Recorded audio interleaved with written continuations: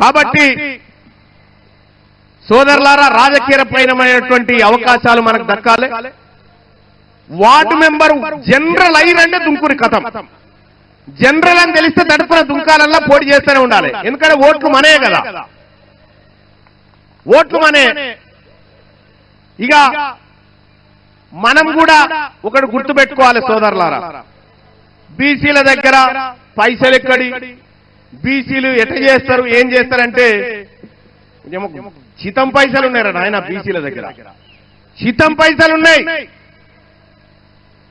తెలంగాణ రాష్ట్రంలో 2 కోట్ల మంది వాళ్ళ మనోళ్ళే అని చెప్పినా, 2 కోట్ల మంది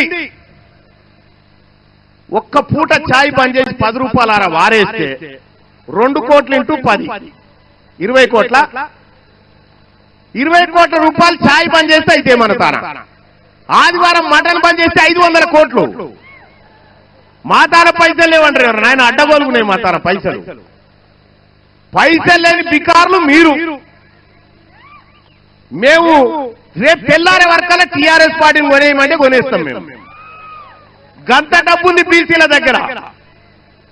రాబోయేటువంటి ఏ ఎన్నికైనా అది బీసీలదే కావాలి, బీసీ బిడ్డలే గెలవాలి. ఇక కొన్ని విషయాలు బీసీలు త్యాగాలు పోరాటాలని చెప్పి చెప్తా ఉంటే సోదరులారా సిగ్గనిపిస్తుంది వాళ్ళని చూస్తా ఉంటే. సర్దార్ సర్వాయి పాపన్ ఎవరు? మన బీసీ. సాకలి ఐలమ్మ ఎవరు? పుంజాల శివశంకర్ ఎవరు? బొమ్మగాని ధర్మభిక్షం ఎవరా? మన బిడ్డనే కదా. పండుగ సాయాన్ని ఎవరా?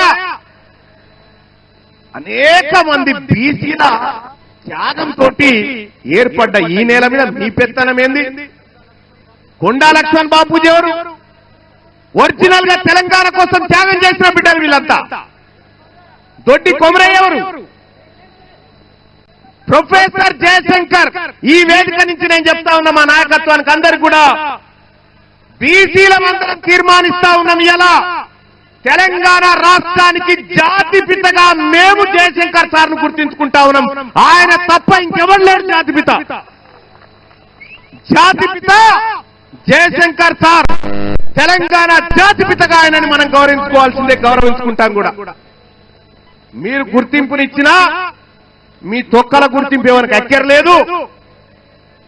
మా నాయకుడిని మేము గుర్తించుకుంటాం, మా నాయకులను మేము గుర్తించుకొని తీరుతాం.